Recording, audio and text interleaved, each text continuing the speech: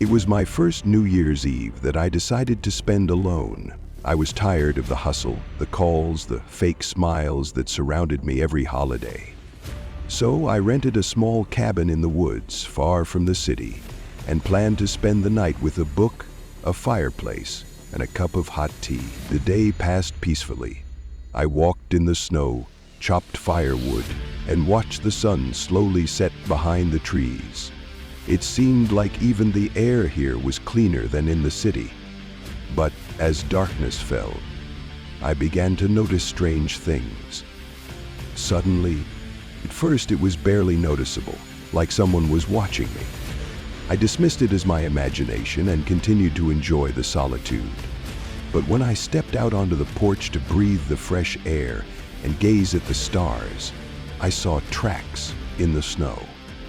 They were huge, much larger than human footprints, but with 5 toes, like a human's. The tracks started at the edge of the forest and led directly to my cabin. But I was certain no one had come here before. I tried to convince myself it was just a trick of light and shadows, perhaps from the trees or some animal. But as I stood there, I had a strong feeling that I was not alone.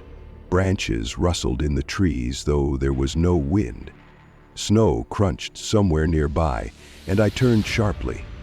Nothing, just silence so dense it felt like it was pressing on my ears. I went back inside and locked the door, feeling a growing sense of unease. "Everything is fine," I said aloud, but my voice sounded unconvincing.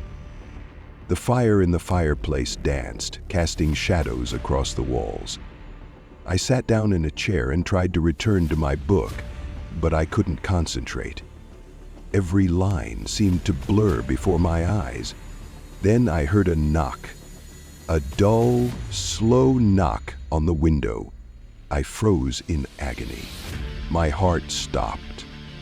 I sat frozen, holding my breath, hoping I had imagined it. But the knock came again. This time, it was louder.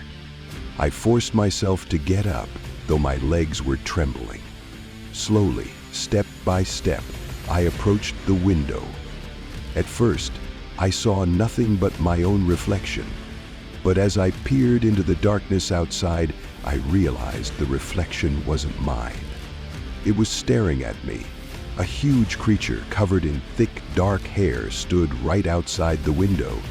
Its face, if you could call it that, was indescribably grotesque.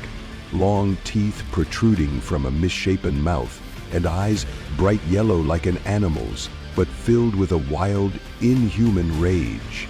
It didn't move, just stared, and I felt my mind beginning to crack.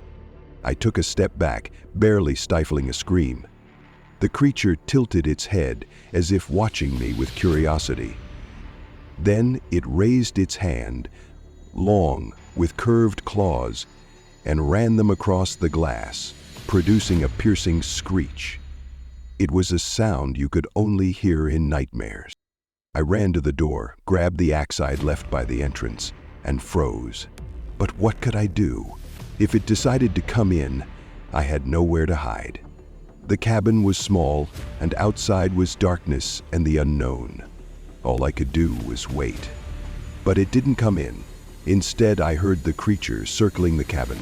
Its footsteps were heavy, and the snow crunched under them as if it were incredibly massive. I pressed myself against the wall, feeling my heart ready to burst out of my chest. The light in the house flickered, and I was left in complete darkness. At some point, everything went silent. No footsteps, no breathing, nothing. I even began to think it had gone. But then the door creaked, slowly, as if someone was trying to enter.